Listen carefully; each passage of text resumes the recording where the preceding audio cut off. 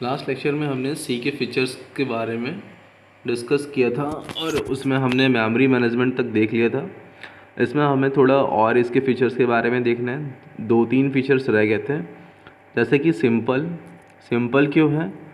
ये programming language simple इसलिए है क्योंकि यह स्ट्रक्चर्ड अप्रोच को यूज़ करता है या फिर अप्लाई करता है। स्ट्रक्चर्ड यूज़ करने का वजह क्या है कि इसमें हम फंक्शंस का यूज़ कर पाते हैं, डेटा टाइप्स का यूज़ कर पाते हैं। इनकी वजह से ये जो है सिंपल हो जाता है।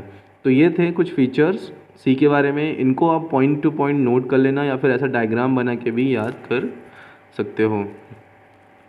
आगे हम देखते हैं। अच्छा देखो, सी प्रोग्रामिंग और अंग्रेजी, सिंपल अंग्रेजी इंग्लिश या फिर कोई अन्य हिंदी भाषा ही मान लो, उसमें भी अगर आपको कोई भी सी भी एक अन्य भाषा की तरह ही, एक सामान्य भाषा की तरह इसे ट्रीट आप कर सकते हो। जैसे आप मान लो अगर आपको अंग्रेजी पढ़ना है, ठीक है, तो आपको याद हो सबसे पहले अगर आपने इंग्लिश में कुछ पढ़ा होगा तो वो था अल्फ़ाबेट। अल्फ़ाबेट मतलब A to Z, ABCDEF, इन सारी चीज़ों के बारे में आपने सबसे पहले पढ़ा होगा। क्योंकि जाहिर सी बात है, अगर आप अल्फ़ाबेट्स के बारे में नहीं जानोगे तो आप उनसे वर्ड्स कैसे बनाओगे। वर्ड्स मतलब जब आप ABCD पढ़ना सीख जाते हो तो आपको अगला लेक्चर होता है आपको, या फिर अगला यूनिट में आपको पढ़ाया जाता है छोटे छोटे वर्ड्स के बारे में। बस, कैट, मैट, रैट, इसका वर्ड का फॉर्मेशन, वर्ड्स के बारे में बताए जाते हैं। जब आप वर्ड्स के बारे में जान जाते हो तो वर्ड्स से मिल के बनता है सेंटेंस, ठीक है। फिर आप छोटे छोटे सेंटेंस क्रिएट करने लगते हो, ठीक है। आपको याद होगा कि जब आपने पढ़ना स्टार्ट किया हो तो जो आपके क्वेश्चंस के आंसर होते थे वो एक लाइन वाले होते थे। जनरली एक लाइन 2 लाइन में आपको उसके आंसर लिखने होते। लेकिन जैसे जैसे ही आपकी क्लासेस बढ़ते गए तो आपको जो आंसर लिखने होते हैं, उत्तर लिखने होते हैं प्रश्नों के, वो पैराग्राफ के रूप में हो गए। तो सबसे पहले आपने कहाँ शुरुआत की थी? अल्फ़ाबेट से, फिर वर्ड्स और सेंटेंस से होते हुए आप पैराग्राफ तक पहुँच गए। उसी प्रकार से जैसे आप इंग्लिश में सबसे पहले वर्ड्स और इन सारी चीज़ों के बारे में पढ़ते हो, पैराग्राफ, सेंटेंस के बाद पैराग्राफ पे पहुँचते हो, उसी प्रकार से सी में भी क्या होता है कि कुछ स्टेप्स होते हैं। जैसे यहाँ पे भी हम सबसे पहले अल्फ़ाबेट्स के बारे में पढ़ते हैं, यानी A to Z, फिर डिजिट्स 0 to 9 और कुछ स्पेशल सिम्बल्स होते हैं, ठीक है। जब आप इनको जान जाते हो तो इसके बाद आप इनकी हेल्प यानी इनकी मदद से आप क्या बनाते हो? कॉन्स्टेंट्स।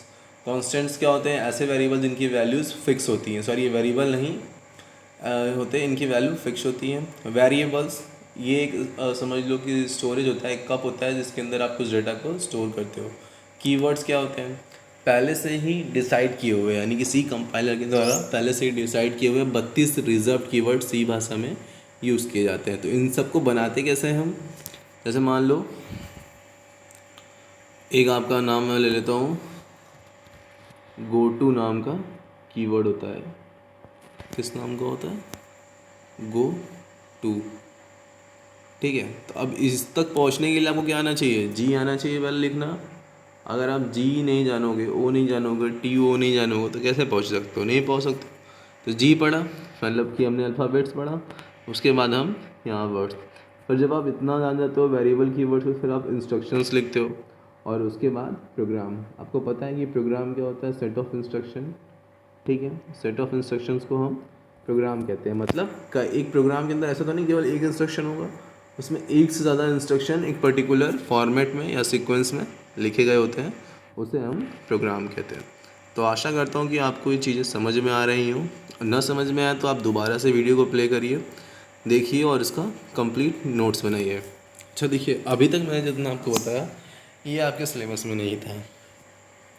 पहला टॉपिक जो आपको आपके सिलेबस में मिलेगा वो क्या है? Structure of a C program. लेकिन तब भी आप सी के डेफिनेशन ज़रूर याद कर लेना, जो कि वहाँ पे लिखा हुआ है। सी एक प्रोग्रामिंग लैंग्वेज है जिसका यूज़ हम प्रोग्राम को डेवलप करने के लिए करते हैं, ठीक है। ये मोस्ट पॉपुलर लैंग्वेज है, ये मदर लैंग्वेज है अन्य भाषाओं के लिए। इन सारी बातों को आप एक जगह रिकॉर्ड कर लेना। Structure of a C program यानी एक सी प्रोग्राम कैसे बना होता है। तो सी में लिखा प्रोग्राम फंक्शंस का समूह होता है। ऐसा मैंने आपको बताया कि सी में क्या होता है? स्ट्रक्चर्ड अप्रोच यूज़ करते हैं, इसलिए हम क्या करते हैं? फंक्शंस में डिवाइड कर देते हैं। यानी सी में लिखा प्रोग्राम फंक्शंस का समूह, मतलब कई सारे फंक्शंस से मिलके बना होता है। फंक्शंस क्या होते हैं? निर्देशों के समूह होते हैं जो कि किसी एक स्पेसिफिक यानी निश्चित कार्य को करने के लिए क्रिएट किए गए होते हैं, बनाए जाते हैं। इन्हें हम सब प्रोग्राम भी कहते हैं। किन्हें? फंक्शन को सब प्रोग्राम कहते हैं। क्यों? क्योंकि ये प्रोग्राम के अंदर होते हैं। ठीक है। सी प्रोग्राम का सामान्य रूप निम्न प्रकार हो सकता है। पहला इसमें देखिए, सबसे अच्छा आपकी जो सी प्रोग्रामिंग होगी उसमें सबसे ऊपर वाला जो सेक्शन होगा उसे हम बोलते हैं डॉक्यूमेंटेशन सेक्शन, यानी कि जहाँ से आप प्रोग्राम को लिखना शुरू करते हो।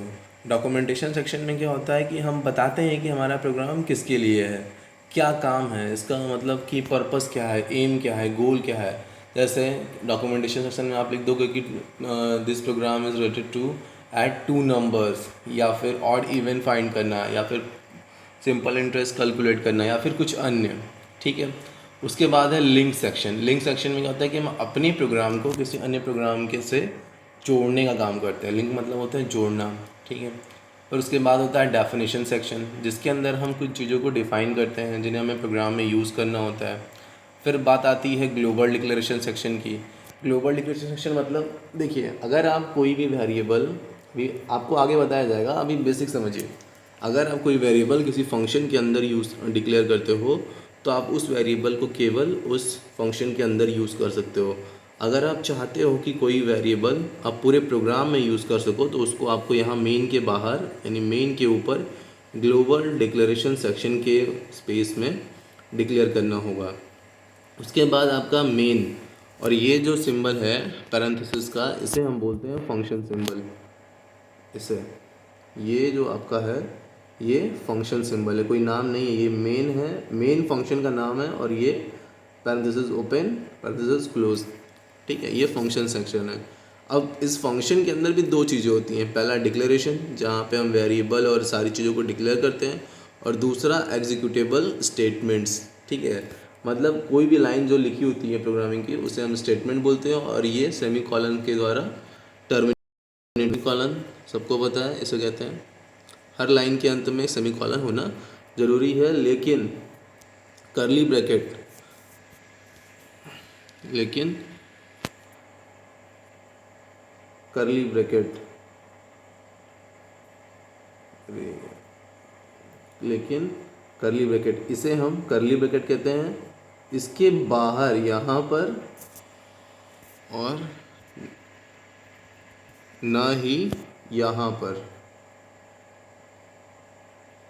दोनों जगह पर ही सेमी कॉलन कभी नहीं लगाइएगा, यानी यहाँ नहीं होना चाहिए। ठीक है। उसके बाद है सब प्रोग्राम सेक्शन। मतलब ये तो हो गया आपका मेन फंक्शन, जो कि सी प्रोग्राम के अंदर होना ही होना है, यहीं से प्रोग्राम का एग्जीक्यूशन स्टार्ट होता है। इसके अलावा भी कुछ यूज़र डिफाइंड फंक्शन होते हैं जिन्हें यूज़र अपनी आवश्यकता अनुसार क्रिएट करता है, और जिसे बाद में अपडेट या फिर उनसे काम लिया जाता है। ये जो है आपके सब प्रोग्राम सेक्शन के अंदर आते हैं। ठीक है, तो एक बार हम देख लेते हैं इसके बारे में अच्छे से। वैसे डॉक्यूमेंटेशन सेक्शन में क्या होता है कि प्रोग्राम से संबंधित कमेंट्स लिखने के लिए यूज़ किया जाता है, जिससे प्रोग्राम की रीडेबिलिटी बढ़ती है। READABILITY, रीडेबिलिटी मतलब पढ़ने योग्य। ठीक है, किसी असामान्य प्रोग्रामर को या यूज़र को समझ में आ सके कि ये जो प्रोग्राम है ये क्या करने वाला है या किस लिए यूज़ किया जाना चाहिए। फिर आपका लिंक सेक्शन में क्या है कि प्रोग्राम में यूज़ किए गए फंक्शन की परिभाषा को प्रोग्राम में सी लाइब्रेरी से जोड़ने का कार्य करता है। अच्छा, लाइब्रेरी में क्या होती है? जनरल लाइब्रेरीज़ में बुक होती हैं। अच्छा, बुक का काम क्या होता है कि हमें बुक परचेज़ ना करना पड़े, जब भी हमें ज़रूरत हो पढ़ने की हम लेते हैं, पढ़ते हैं, वहाँ से बुक इशू करा के लाइब्रेरी से पढ़ के नोट्स बना के वापस से बुक को हम सबमिट कर देते हैं। उसी प्रकार से सी भी अपनी जो सी प्रोग्रामिंग लैंग्वेज है ये एक बहुत बड़ी लाइब्रेरी प्रोवाइड करती है, जिसमें पहले से ही कुछ फंक्शंस, कुछ प्रोग्राम लिखे गए हैं जिन्हें हम अपनी आवश्यकता अनुसार अपने प्रोग्राम में ऐड कर सकते हैं। ठीक है, ये हम करते हैं लिंक सेक्शन में। फिर आपका डेफिनेशन सेक्शन समस्त सिंबॉलिक कांस्टेंट को डिफाइन करता है। सिंबॉलिक कांस्टेंट मतलब जैसे अगर आप किसी वेरिएबल, आप चाहते हो कि आप अपने प्रोग्राम में वेरिएबल की जगह पूरा वेरिएबल ना लिख के केवल वैर लिखो, तो इसके लिए क्या करना होगा? हैज़ डिफाइन वेरिएबल के बाद वैर, ताकि आप बार बार वेरिएबल की जगह वैर लिख के अपने प्रोग्राम को रन करा सको।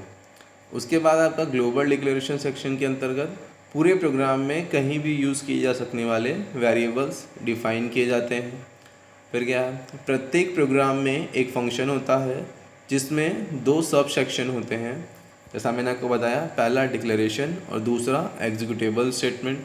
पहले सेक्शन में इस फंक्शन में यूज़ होने वाले वेरिएबल्स को डिक्लेयर किया जाता है, दूसरे सेक्शन में सी भाषा के स्टेटमेंट्स लिखे जाते हैं।